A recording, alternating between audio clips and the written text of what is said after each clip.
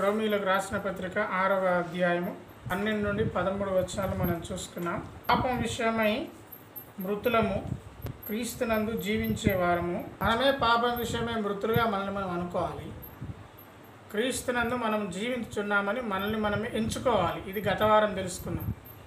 క్రీస్తునందు మేము జీవం గలవారం, పాపమునందు మేము చచ్చిపోయిన వారం. పాప విషయమై మేము చనిపోయిన వారం, ఇక మాకు పాపంలో చోటు లేదు అని దేవుని వాక్యం చెప్తుంది. 12వ వచనం, శరీర దురాశలకు లోబడినట్లుగా చావునకు లోనైన మీ శరీరమందు పాపమును ఏలనీయకుడి. అంటే మనం చనిపోయాం. ఎలా చనిపోయాం? పాపమందు చనిపోయాం. ఇక పాపము మనల్ని ప్రభుత్వము చేయడానికి వీల్లేదు. ఇక పాపమందు చనిపోయిన మనము శరీర దురాశలకు లోబడినట్లుగా చావులకు లోనైపోయింది మన శరీరం. ఇక మనలో పాపమును ఏలనీయకూడదు. పాపమునకు మనము దాసులం కాదు, క్రీస్తునకు దాసులం. పాపమునకు మనలో చోటు లేదు. పాపమే లేదని చెప్తున్నాడా పౌలు ఉద్దేశం? అపోస్తలుడైన పౌలు గారు ఏం చెప్తున్నారు అంటే, ఇక పాపమే మనం చేయలేము, పాపమే ఇక లేదు అని చెప్తున్నాడా? ఇక మీలో పాపం లేదు అని చెప్తున్నాడా? అంటే పాపం ఉంది. పాపం అనేది ఎక్కడికి పోదు, పాపం అనేది ఉంటుంది. ఎందుకంటే నరుడు పుట్టుకతోనే పాప స్వభావి. పాప స్వభావం అనేది వాని పుట్టుకతోనే వచ్చింది. పాప విషయంలో చనిపోయిన వారమని నిత్యము జ్ఞాపకం పెట్టుకున్నప్పుడు పాపం నుండి మనం దూరంగా ఉండగలుగుతాం. మనల్ని మనమే ఎంచుకోవడం ద్వారా ఓకే ఇక నాకు పాపం ఉండద్దు అనే ఒక భయం కానీ ఒక ఆలోచన కానీ మనకు ఉన్నప్పుడు మనం పాపంకు దూరంగా ఉంటాం. అట్లా అని పాపం లేదని కాదు, పాప స్వభావం లేదని కాదు, పాపం అనేది ఉన్నది. చావునకు లోనైన శరీరంలో పాపము లేదు అని పౌలు చెప్పడంలో ఉద్దేశం ఏంటంటే పాపం అనేది ఉండదు, ఇక మీరందరూ పవిత్రులే అని సర్టిఫై ఇవ్వట్లేదు. పాపం అనేది ఉంటుంది, కానీ పాపమునకు దూరంగా ఉండాలి అనే విషయాన్ని మనము గుర్తుంచుకోవడానికి, ఖచ్చితమైనది అని చెప్పుకోవడానికి పౌలు అంటున్న మాట రోమీయులకు రాసిన పత్రిక 7వ అధ్యాయం 8వ వచనం, అయితే పాపము ఆజ్ఞను హేతువు చేసుకొని సకల విధమైన దురాశలను నాయందు పుట్టించెను. ఇప్పుడు పాపం ఎట్లా పుడుతుంది? ఒక హేతువును ఆధారంగా చేసుకొని ఏదో ఒక కారణం ఉంటుంది. ఆ కారణం నుండి మనము చేయకూడని పని చేస్తాము, అది పాపం అయిపోతుంది. పాపము సకల విధమైన దురాశలను మన ఇంట్లో పుట్టించింది. కావచ్చు మేము దురాశ లేని వాళ్ళమని అనుకుంటే మీరు నిజంగా అబద్ధం ఆడుతున్నట్టే. ఎందుకంటే పాపం మనకున్న లక్షణం ఏంటిదంటే దురాశ. దురాశ ప్రతి ఒక్కరికి ఉంది. ఇప్పుడు ఆకాశ పక్షులను చూడు అని ఉంటుంది. అంటే అవి విత్తవు, కోయవు, ధాన్యాన్ని పెట్టుకోవు, కానీ అవి పోషించబడతాయి. కానీ మనుషులు అట్లా కాదు కదా. మనిషి ఏంటి, ఇంకా కావాలి, ఇంకా ఏదైనా చెయ్యాలి. ఏమని చెప్పుకుంటాడు? నేను సంతృప్తిగా ఉన్నాను చెప్పుకుంటాడు, కానీ చేసే పని ఎట్లా ఉంటుంది, చేసేది ఎట్లా ఉంటుంది, ఇంకా ఇంకా ఇంకా ఇంకా అంటే తనకు తానే అబద్ధం ఆడుతున్నాడు. నేను నిజంగా నేను దురాశపరుని కాదా అనేది మనల్ని మనం ఆడితే సరిపోతుంది. అందరికీ దురాశ ఉన్నది. ఆ దురాశ ఎక్కడి నుంచి వచ్చింది? పాపం అనే స్వభావం మనలో ఉంది కాబట్టి ఆ దురాశ వచ్చింది. కాబట్టి ఆ దురాశ మనల్ని ఏరుతుంది. అదే చెప్తున్నాడు ఇక్కడ రోమీయులకు రాసిన పత్రిక 7వ అధ్యాయం 8వ వచనంలో ఏముందంటే, నా యందు పుట్టించెను అని చెప్తుంది. ఇంకా రోమా 7:20, మన ప్రభు అయిన యేసుక్రీస్తు ద్వారా దేవునికి కృతజ్ఞతాస్తుతులు చెల్లించుచున్నాను. ఎందుకంటున్నాడు? కాగా మనసు విషయంలో నేను దైవ నియమమునకు, శరీర విషయంలో పాప నియమమునకు దాసునై ఉన్నాను. నేను ఎలా ఉన్నాను? నా శరీర విషయంలో నేను ఇంకా పాపినే, కానీ మనసు విషయంలో నేను దేవునికి లోబడి ఉన్నాను. కోరుకున్న పాపపు ఆలోచనలు, కోరుకోకున్నా పాపం చేయాలన్న ఆసక్తి మనుషులందరికీ కలుగుతుంది. అయితే పౌలు అంటున్నాడు, అవును నా శరీరం పాపపు శరీరమే, నేను చేయకూడని పనులే చేస్తున్నాను, చేయకూడని పనులే ఆలోచిస్తున్నాను నా శరీరంతో, కానీ నా మనసుని చూసావా, అది దేవుని యొక్క నియమానికి లోబడింది. అందుకే యేసుక్రీస్తు వారు అంటాడు, శరీరం బలహీనం కానీ ఆత్మ ఎల్లప్పుడూ సిద్ధమే. మన శరీరం అనేది ఎప్పుడు కూడా చెడుకి ఎక్కువ ఆకర్షించబడుతుంటుంది. అందుకే మనము ప్రతిరోజు మంచి కంటే చెడు ఎక్కువ వింటుంటాం. ఎందుకంటే లోకంలో ఉన్నదంతా కూడా చెడ్డది. పౌలు అంటున్నాడు, నేను మనస్సు విషయంలో దేవుని యొక్క నియమమునకు నేను దాసుడై ఉన్నాను, కానీ శరీరం మాత్రం పాప నియమమునకు దాసుడే కూర్చుంది. ఏమనుకుంటుందంటే తన శరీరము ఏ విధంగా దాసునై కూర్చున్నది? ఇదే 7వ అధ్యాయము 18వ వచనం. శరీరం ఏమనుకుంటుంది? ఏ విధంగా దాసునైపోయిందంటే, నా యందు మంచి ఏది అంటే నా శరీరం అందు మంచి ఏది నివసింపదని నేను ఎరుగుదును. కొన్నిసార్లు పౌలు రాసిన మాటలు వింటే అనిపిస్తుంది, పౌలంత జ్ఞానవంతుడు ఎవరైనా ఉన్నారా అని అనిపిస్తుంది. మనం అనుకుంటాము సొలొమోను జ్ఞానవంతుడు అనుకుంటాం, సొలొమోనుని మహాజ్ఞాని అంటాం. ఆయన సామెతలు రాసినప్పుడు మొదటగా జ్ఞాని అయిన సొలొమోను రాసిన సామెతలు అని చదువుతాం. కానీ పౌలు ఇంకా జ్ఞానవంతుడేమో. నా శరీరం అందు మంచిది ఏది నివసింపదు అంటే అయిపోతుంది, కానీ దాని తర్వాత ఒక మంచి మాట ఏమన్నాడు? నివసింపదని ఎరుగుదును.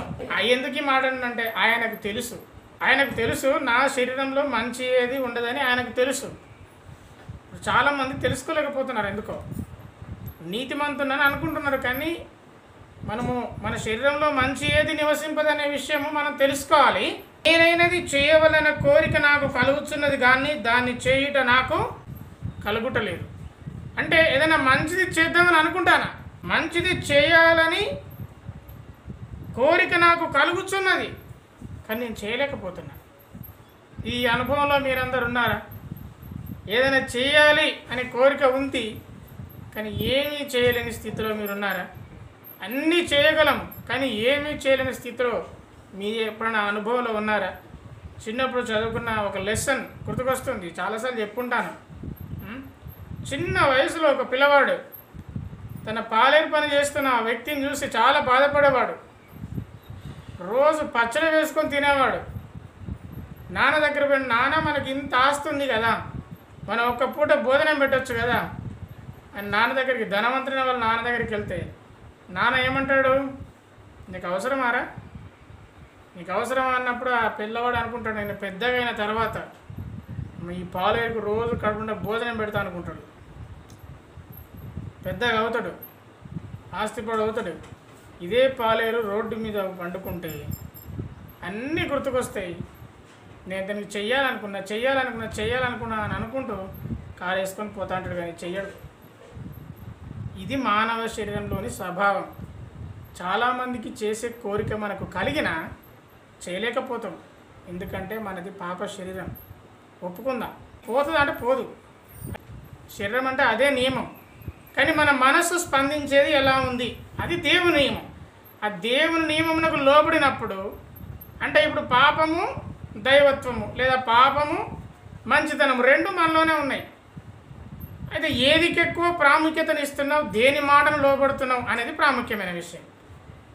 అంటే ఈ పాప స్వభావం ఉన్న ఈ లక్షణానికి లోబడుతున్నామా, లేకపోతే నీలో ఉన్న మంచితనానికి నువ్వు లోబడుతున్నామా?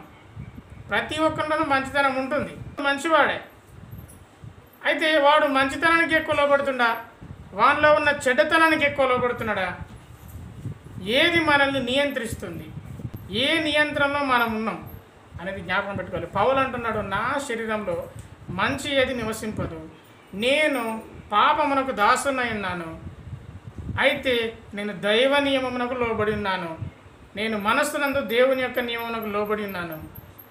మేలు చేయాలన్న కోరిక కలుగుతుంది, కానీ నేను చేయలేకపోతున్నాను అని తనను తాను తన శారీరక బలహీనతలు దేవుని దగ్గర ఒప్పుకున్నాడు. ఒప్పుకున్నప్పుడు దేవుడు మనకు ఆ బలహీనత నుంచి విడుదల పొందే శక్తిని మనకిస్తాడు. దేవుడు మాత్రమే అందులో నుంచి మనల్ని బయట పడవేయగలడు. ఇది ఒక మానసికమైన బలహీనత. చాలామంది ఒప్పుకోరు నేను మానసికంగా బలహీనని అంటే, నేను చాలా స్ట్రాంగ్ అనుకుంటారు, కానీ ప్రతి ఒక్కడు ఏదో ఒక బలహీనతతో బాధపడుతున్నాడు. ఒక్కొక్క పేరుంది ఆ బలహీనతకు. ఒప్పుకోవాలి. ఒప్పుకున్నప్పుడే మనము వదిలిపెట్టగలుగుతాము, వదిలిపెట్టబడతాము, విడుదల పొందుతాం. ఒప్పుకోనంత వరకు, నీ దగ్గరనే దాచుకున్నంత వరకు అది బయటపడదు. దేవుని ముందు ఒప్పుకోవాలి. ఇప్పుడు నా జేబులో డబ్బులు పెట్టుకున్నంత మాత్రాన మీకు కనబడతాయా? చూపిస్తేనే కనబడతాయి. అట్లాగే మన బలహీనతను మనుషులతో కాదు, దేవుని ముందు ఒప్పుకోవాలి. ఒప్పుకున్నప్పుడు దేవుడు మనల్ని బయటపడవేస్తాడు. ఇదే విషయము గలతీలో రాసిన పత్రిక 5వ అధ్యాయము 17వ వచనంలో కూడా ఉంటుంది. శరీరము ఆత్మకును, ఆత్మ శరీరమునకును విరోధముగా ఆపేక్షించును. నీలో ఉన్న మంచితనము, నీలోని చెడుతనము రెండు కొట్లాడుతుంటాయి. ఇది చేయాలా, అది చేయాలా. ఓ టైంలో చెయ్యాలి అనిపిస్తుంది, లేదు లేదు వానికి ఎందుకు చెయ్యాలి అని మరోసారి అనిపిస్తుంది. ఎందుకంటే వాటిలో ఉన్న పోరాటం మన శరీరంలో జరుగుతుంటుంది. ఇవి ఒకదానికొకటి వ్యతిరేకంగా ఉన్నవి గనక మీరేమి నిశ్చయింతురో వాటిని చేయకుందరు. యుద్ధం ఉండగానే చేయకుంటాము. అయితే దాని కింద ఒక మాట ఉంటుంది, మీరు ఆత్మచేత నడిపించబడ్డ ఎడలా, మీరు ఆత్మచేత నడిపించబడ్డ ఎడలా మీరు ధర్మశాస్త్రమునకు లోనైన వారు కాదు, అంటే పాపమునకు లోనైన వారు కాదు. కాబట్టి దేవుని ఆత్మచేత నడిపించబడ్డ బిడ్డలు ఈ పోరాటంలో విజయం సాధిస్తారు. దేవుని ఆత్మచేత నడిపించబడిన వారు ఓడిపోతారు. అతని కోరిక అట్నే ఉంటుంది, అతని ఆలోచన అట్నే ఉంటుంది. ఆయన తెల్లారైతే ఏమంటాడు, చెయ్యాలి చెయ్యాలి చెయ్యాలని అంటాడు, కానీ ఏం చేయడు. ఈరోజు చేయాలి, ఈరోజు చేయాలి, ఈరోజు ఈ కార్యం చేయాలి, ఏమి చెయ్యడు. జీవితాంతం వరకు కూడా చచ్చే ముందు కూడా చేయాలంటాడు. అప్పుడు ఎప్పుడో 20 సంవత్సరాల క్రితం అనుకున్నది ఇంకా శేషుడుగానే ఉన్నది. అంటే అతనిలో పనిచేసేది ఏంటంటే శరీర కార్యములు పనిచేస్తున్నాయి. లిటరల్గా అతన్ని ఏమంటారంటే దయ్యం పట్టినాడు అంటారు. దయ్యం పట్టడం అంటే ఎగరడం దునకడం కాదు, మన నియంత్రణలో మనం లేకపోవడం. నువ్వేం చేయాలనుకున్నావో చేయకపోతే ఏదో నేను ప్రేరేపిస్తే దయ్యం పట్టినట్టు. సౌలుకు దయ్యం పట్టినప్పుడు ఎగిరిండా, దొరికిండా, టీవీలో చూస్తున్నప్పుడు బొర్రిండా, ఏం చేశాడు? దయ్యం పడితే దావీదు ఎక్కడ దొరుకుతుడా అని చంపడానికి తిరిగాడు. దావీదు పాడపడంగానే దయ్యం వదిలిపోయింది. ఆ రెండు స్థితిలో, ఆ రెండు పరిస్థితులలో దావీదు ఎప్పుడన్నా మనుషుల్ని మర్చిపోయాడా? దావీదు ఏమన్నా పిచ్చి పిచ్చిగా చేశాడా? బట్టలు మొత్తం చింపుకున్నాడా? రోడ్ల మీద బొర్రిండా? లేదు. అతనికి ఏం చేస్తాడు, అతను ఏం చెయ్యాలనుకున్నాడో అతనికి క్లారిటీ ఉంది. ఏం చేయాలనుకున్నాడు? దావీదును చంపాలనుకున్నాడు. దురాత్మ వచ్చి వాడిని ప్రేరేపింపగా, అంటే లిటరల్గా దయ్యం పట్టినవాడు. కాబట్టి మనం ఏమి చెయ్యాలి అని అనుకుంటున్నామో చేయలేకపోతున్నప్పుడు మనం అనుకోవాలి, మన మీద దయ్యం ప్రభావం ఎక్కువ ఉంది, సాతాను ప్రభావం ఎక్కువ ఉంది, మనం సాతాను ప్రభావం కింద ఉన్నాం. దేవుని సహాయాన్ని కోరుదాం. మొదటగా మనం ఒప్పుకుందాం, అయ్యో నేను ఇలాంటి పరిస్థితిలో ఉన్నాను ఒప్పుకుందాం. ఇది పాప నియమం. ఈ పాప నియమమునకు వేరుగా మనం ఉండాలి. ఎఫెసీయులకు రాసిన పత్రిక 4వ అధ్యాయం 22వ వచనం. కాబట్టి మునుపటి ప్రవర్తన విషయంలోనైతే మోసకరమైన దురాశల వలన చెడిపోవు మీ ప్రాచీన స్వభావమును వదులుకొని, దురాశల వల్ల చివరికి జరిగేది ఏంటంటే చెడిపోవడం. దుఃఖానికి చేటు అనే ఒక సామెత మనందరికీ తెలుసు. నిజమే, దురాశ వల్ల చివరికి మనకు జరిగేది ఏంటంటే చెడిపోవడం. కాబట్టి దేవుని వాక్యము వలన నీతి భక్తి గలవారై నవీన స్వభావాన్ని మనం ధరించుకోవాలి. నిత్యము మనం ఆలోచన చేసుకోవాలి, నేను ఎవరి నియంత్రణలో ఉన్నాను? దేవుని నియంత్రణలో ఉన్నానా? సాతాను నియంత్రణలో ఉన్నానా? సాతాను నియంత్రణలో ఉంటే నేను చెయ్యరాని పనులు చేస్తున్నాను, చెయ్యకూడదని అనుకున్న పనులు కూడా చేస్తున్నాను, ఏం చేయాలో చేయలేకపోతున్నాను. కాబట్టి నేను నా నియంత్రణలో లేని సాతాను నియంత్రణలో ఉన్నా. మరి నా నియంత్రణలోకి నన్ను తీసుకొచ్చేది ఎవరు అంటే అది దేవుడు మాత్రమే. దేవుని ఆత్మ నడిపింపున్నవారు, దేవుని ఆత్మ నడిపింపులో ఉన్నవారు. ఎందుకంటే ఆత్మ శరీరం రెండు ఫైట్ చేసుకుంటా ఉంటాయి రోజు, ప్రతి నిమిషం, ప్రతి క్షణం. కాబట్టి నూతన నవీన స్వభావం ధరించుకోవాలి, పాత స్వభావం నూతనపరచుకోవాలి. 1 యోహాను రాసిన పత్రిక 1వ అధ్యాయము 8 నుండి 10 వచనాలు. మనము పాపము లేని వారమని చెప్పుకునేలా మనల్ని మనమే మోసపుచ్చుకుందుము, మనలో సత్యం ఉండదు. మన పాపములను మనం ఒప్పుకునేట్లా ఆయన నమ్మదగిన వాడు, నీతిమంతుడు గనక ఆయన మన పాపములను క్షమించి సమస్త దుర్నీతి నుండి మనలను పవిత్రులుగా చేయును. మనం పాపం చేయలేదని చెప్పుకునేట్లా ఆయన అబద్ధికునిగా చేయువారు మగుదుము, మరియు ఆయన వాక్యము మనలో ఉండదు. ఇక్కడ రెండు ఉన్నాయి, ఒకటి సత్యము, ఒకటి వాక్యము. ఆయనే సత్యము, ఆయనే వాక్యం. ఈ రెండు మనం ఉండాలంటే మన పాప స్వభావమును ఒప్పుకోవాలి. మనము పాపిననే విషయాన్ని ఒప్పుకోవాలి. నాలో పాప స్వభావం ఉన్నదని ఒప్పుకోవాలి. నేను చేయరాని పనులు చేస్తున్నాను, చెయ్యకూడని పనులు చేస్తున్నాను, చెయ్యకూడదని తెలిసినా చేస్తున్నాను అనే విషయాన్ని ఒప్పుకోవాలి. ఒప్పుకున్నప్పుడు మనం నూతనపరచబడతాం. అంటే ఈరోజు నూతనపరచబడితే తెల్లారి అయిపోయిందా? ఈ కాలంలో కొందరు ప్రార్థన ఉంటాయి కదా, సాతాను ఏం చేయాలి? బంధించాలి అనండి. నేను కూడా ప్రార్థించి సాతాను బంధిస్తాను. నేను బంధించడం అయిపోయింది, మళ్ళీ ఇంకొకరు ప్రార్థించి ఆయన ఏమంటాడు? ఆయన ఎంతమంది బంధిస్తారు? ఒకటి బంధి సరిపోదా?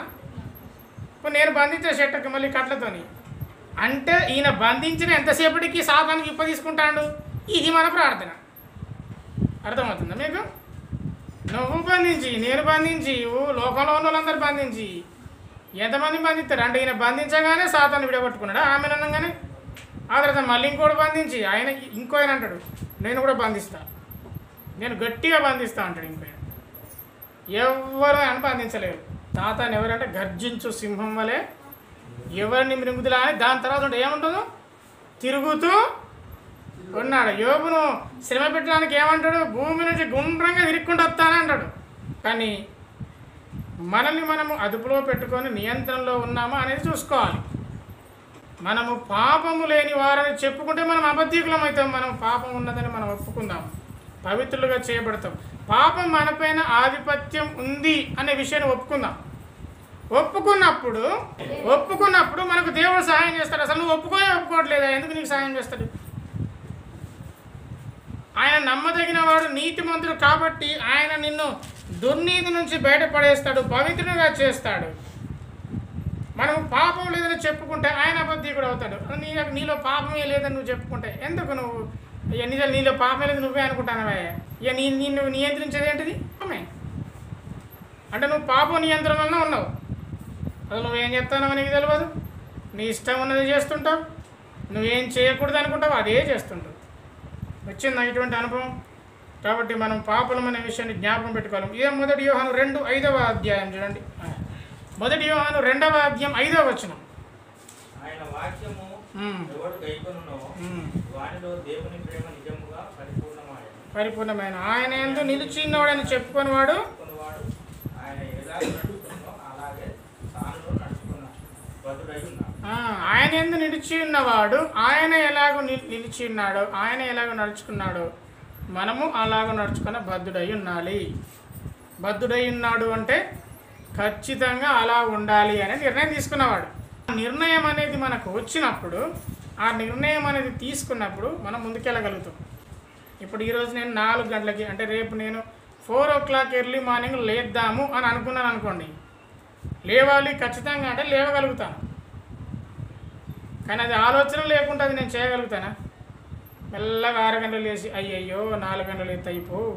ముందే మన ప్లాన్ లేదు కదా, ముందే మనకు ఆలోచన లేదు కదా చేయాలని, ముందే మనకు లేవాలని ఆలోచన లేదు కదా. అంటే ఒక నిర్ణయం తీసుకున్నప్పుడు ఆ నిర్ణయం మీద నిలబడడానికి ప్రయత్నం చేస్తాం. ఆయన వాక్యం ఆయన యందు నిలుచున్నామని చెప్పుకున్నప్పుడు, మనం ఆయన యందు ఉన్నామని అనుకున్నప్పుడు ఆయన ఏ విధంగా ఉన్నాడో మనం అలా ఉండాలని అనుకుంటాం. అనుకోవడం మాత్రమే మనకు సహాయం చేస్తాడు.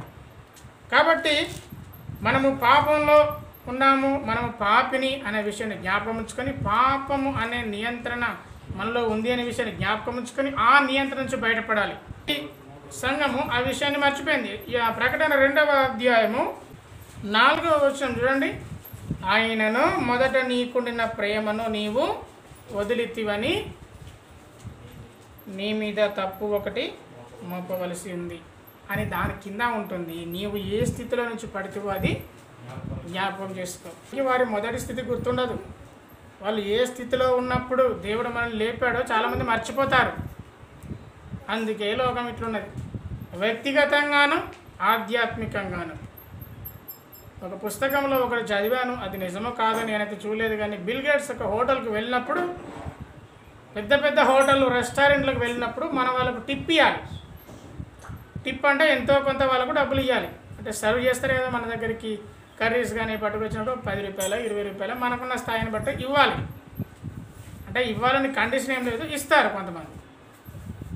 బిల్ గేట్స్ వెళ్ళాడు, బిల్ గేట్స్ బిడ్డ వెళ్ళింది. బిల్ గేట్స్ ఏమో $10 ఇస్తాడు. బిల్ గేట్స్ బిడ్డ $1000 ఇస్తుంది టిప్.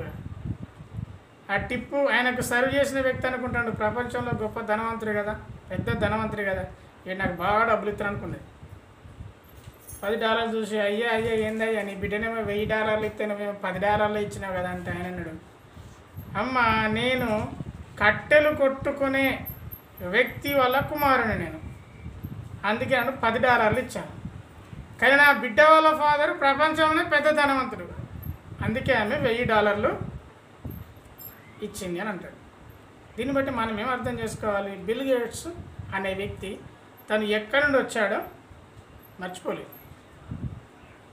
అయితే ఇది లోకంలో కూడా జరుగుతూ ఉంటుంది. మనుషులుగా ఉన్న వారు కూడా వాళ్ళు ఎక్కడి నుండి వచ్చారో, ఏ విధంగా వృద్ధి పొందారో వాళ్ళు మర్చిపోతారు. మనుషుల్ని మర్చిపోతారు, మనం చేసిన సహాయం కూడా మర్చిపోతారు. విచిత్రం ఏంటంటే కొన్నిసార్లు మనం కూడా అటువంటి పరిస్థితుల్లోకి వెళ్తాం. ఒకప్పుడు నేను కొంచెం కన్ఫ్యూజన్ మైండ్లో ఉన్నప్పుడు ఒక వ్యక్తి నన్ను బలపరిచాడు. బలపరిచి తన మాటల ద్వారా ధైర్యం చెప్పాడు. దేవుని దేవల్ల కొంత నిలబడ్డాను. ఓకే, స్థిరంగా ఉన్నానో ఏమో కొంతవరకు నిలబడితే ఈ మధ్యలో కలిస్తే నేను అన్నాను, బ్రదర్ ఒకప్పుడు మీరు చెప్పిన మాటలు నేను నిలబడ్డానంటే నేనేం చెప్పినా అంటాడు. ఓకే, నువ్వేం చెప్పినావో నువ్వు మర్చిపోవచ్చు, కానీ నేను మర్చిపోలేదు. దేవుని బిడ్డలమైన మనము కృతజ్ఞత కలిగిన వారమై ఉండాలి దేవుని పట్ల, కొన్నిసార్లు వ్యక్తుల పట్ల కూడా. నువ్వు ఏ స్థితిలో నుంచి పడితేవో అది జ్ఞాపకం చేసుకొని ఎఫెసీ సంఘానికి అన్నట్టే దేవుడు మనతో కూడా మాట్లాడుతున్నాడు. ఒకప్పుడు నువ్వు ఏ స్థితిలో ఉన్నావో అప్పుడు నువ్వు పైకి లేవచ్చినావా అని ఎట్లా ఎడలా నువ్వు కృతజ్ఞత కలిగి ఉన్నావా అనే విషయాన్ని జ్ఞాపకం పెట్టుకోవాలి. ఈ మధ్యలో ఒక వ్యక్తి నాకు ఎంతో సాయం చేశాడు, ఈ మధ్య నన్ను తిడుతున్నాడు అనుకోండి, ఏం చేద్దామా? ఆయనను తిట్టడం మనం కూడా తిట్టేద్దామా? ఒక వ్యక్తి నన్ను ఇట్లా చేస్తున్నప్పుడు నేనేం చేయాలంటే, ఒకప్పుడు నీకేమి లేనప్పుడైనా సహాయం చేశాడు కాబట్టి ఆ స్థితిని బట్టి, అప్పటి పరిస్థితిని బట్టి నీకు శక్తి అయితే అతన్ని క్షమించమని చెప్పాను. ఇప్పుడు నన్ను తిడుతున్నాడే కదంటే, ఇప్పుడు తిట్టాడు కానీ ఒకప్పుడు నీకు మేలు చేశాడు కదా. కాబట్టి ఒకప్పుడు నీకు చేసిన మేలును బట్టి, ఇప్పుడు అతను నీపైన చేస్తున్న దుర్మార్గత తప్పులను బట్టి అప్పుడు నీకు మేలు చేశాడు కాబట్టి ఇప్పుడు అతను నువ్వు నీ శక్తి అయితే క్షమించమని చెప్పాను. కాబట్టి మన మొదటి స్థితిని అసలు మర్చిపోవద్దు.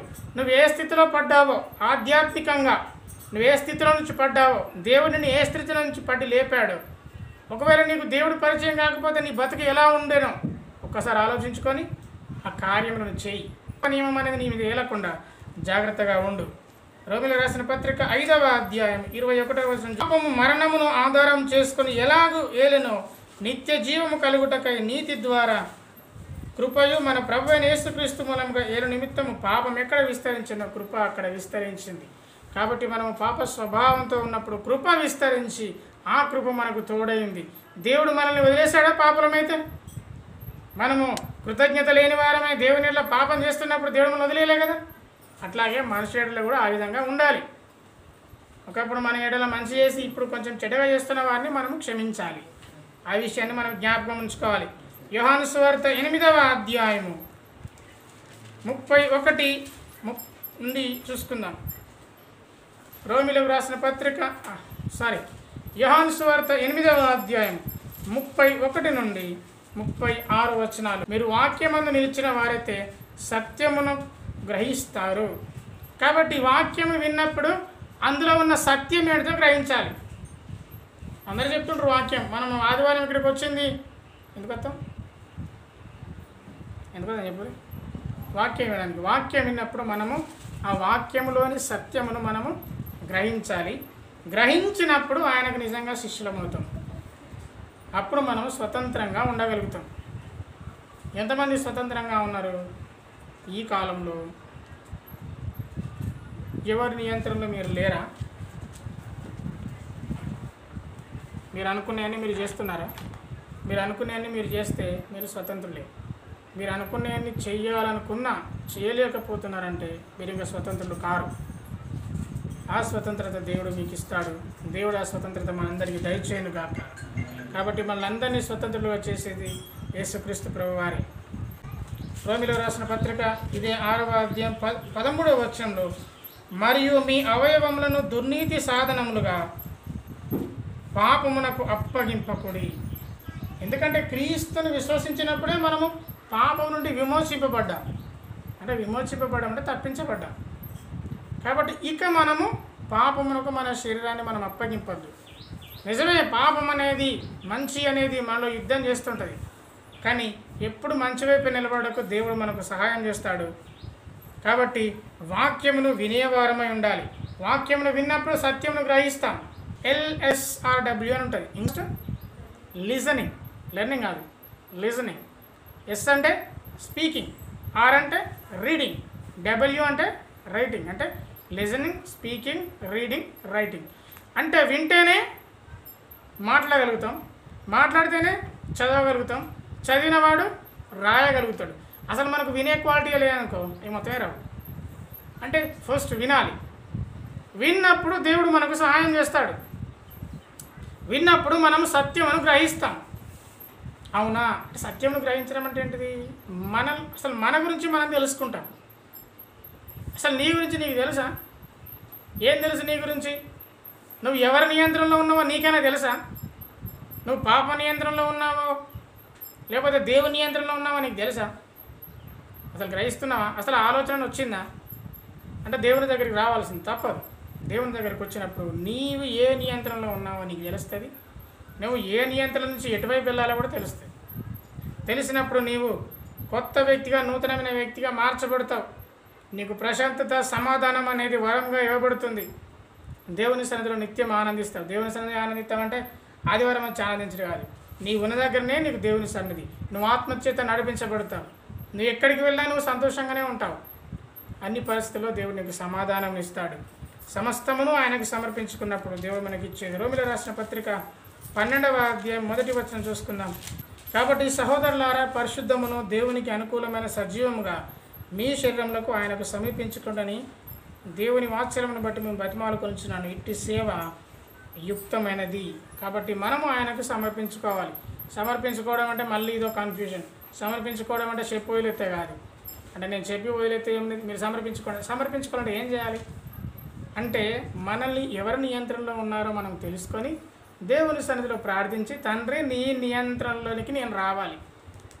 సాతాను బంధిస్తా, నాకు దూతనిచ్చి కాపలు ఉండాలి కాదు మనకు కావాల్సింది. నేను నీ నియంత్రణలోకి రావాలి. నీ సన్నిధిలో నేను ఉండాలి. నాకు ప్రశాంతత ఉండాలి, సమాధానం ఉండాలి. ఈ ఆ తర్వాత అన్నీ వస్తాయి. అందుకే మృతులలో నుండి సజీవులం అనుకొని మనల్ని మనమే దేవునికి సమర్పించుకోవాలి. నీతి సాధనములుగా దేవునికి అప్పగించుకోవాలి. అవును, నేను నీతిగా ఉంటాను అని నిశ్చయంతో వచ్చి మనం నీతి సాధనములుగా అప్పగించుకోవాలి. పాపం మన దగ్గరనే పొంచి ఉంది. ఎప్పుడు మనకు పక్కలో బలంతిరి పొంచి ఉంది. చెయ్యి చెయ్యి చెయ్యి అని ప్రేరేపిస్తుంది. కానీ మనము నీతి సాధకములుగా మన శరీరాన్ని మనం సమర్పించుకోవాలి. మీరు కృపకే కానీ ధర్మశాస్త్రమునకు లోనైన వారు కారు గనక పాపం మీ మీద ప్రభుత్వము చేయదు. కాబట్టి దేవుని కృప కింద మనం ఉన్నాము. దేవుని యొక్క కృపనే మనము పొంది ఉన్నామనే విషయాన్ని గుర్తుంచుకొని ఇక పాపం నా మీద ప్రభుత్వం చేయడానికి వీల్లేదు. తండ్రి నీవు నాకు సహాయం చేయి. ఈ పాపపు స్థితి నుంచి నన్ను దూరపరచు. ఈ పాపం నియంత్రణ నేను ఉండకూడదు. నాలో ఉన్న పాపానికి నాలో ఉన్న మంచికి రోజు ఫైటింగ్ అవుతుంది. నేను చేయకూడని పనులు చేయలేకపోతున్నాను. నువ్వు నాకు సహాయం చేయి. నేను ఏమి చేయాలనుకున్నానో అది చేయగలగాలి. నేను ఎలా ఉండాలనుకున్నానో ఉండగలగాలి. అట్టి స్థితిని నాకు ఏమని ప్రార్థించినప్పుడు దేవుడు తప్పకుండా సహాయం చేస్తాడు. ఈనాటి కాలంలో ఒక సామెత ఉంటుంది. మనిషి అనేవాడికి ఉన్న పెద్ద బలహీనత ఏంటంటే తను ఎలా ఉండాలో అలా ఉండలేకపోతున్నాడు. ఎలా ఉండకూడదని అనుకుంటున్నాడో అలానే ఉంటున్నాడు. ఇది తెలిసి తెలిసి జరిగేది. తెలిసి మనమే కావాలనే జరిగేది. కానీ మనకు తెలుసు ఇలా ఉండకూడదని, కానీ మనం అలానే ఉంటాం. ఇది ప్రతి ఒక్కరిలో ఉంటుంది.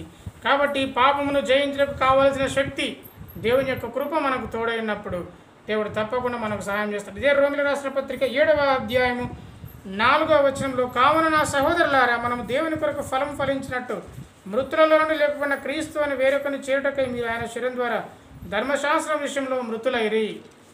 కాబట్టి మనం దేవుని యొక్క ధర్మశాస్త్రం విషయంలో మనం మృతులైనము, పాపం విషయంలో మృతులైనము. ఇక మనలో పాపం అనేది ఏలనియ్యకుండా దినదినము జాగ్రత్తగా మన శరీరాన్ని కాపాడుకోవాలి. ఆయన నియంత్రణలో మనం ఉండాలి. ఆయన నియంత్రణలో మనం ఏం చేయాలనుకున్నామో, ఏది మంచో అది మనం చేయుటకు దేవుడు తగిన శక్తి ఇచ్చుటకు తగిన కృపను మనం కోరుకుందాం. దేవుడి కృప మనందరికీ దయచేయను గాక. ఆమేన్. ప్రియ యేసు నిర్మించితివి, ప్రియమారణ హృదయం ముదమారవసించునా హృదయాంతరంగమునా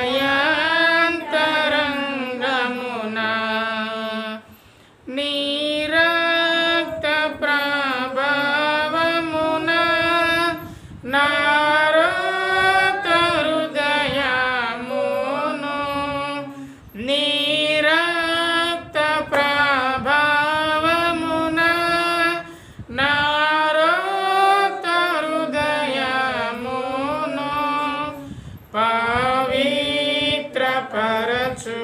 తండ్రి ప్రతి పాపమును కడిగి